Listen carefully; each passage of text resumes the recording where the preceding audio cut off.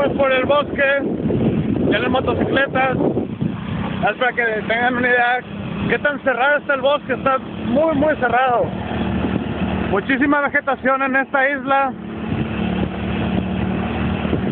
Y el clima riquísimo, fresco, 15 grados a lo mucho.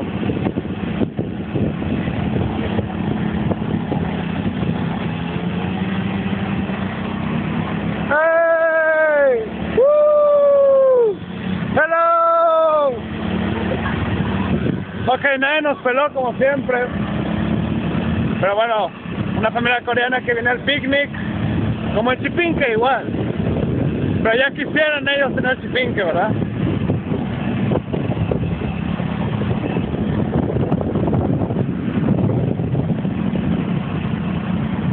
Ok, nos vemos más tarde. ¡Annyeonghaseyo!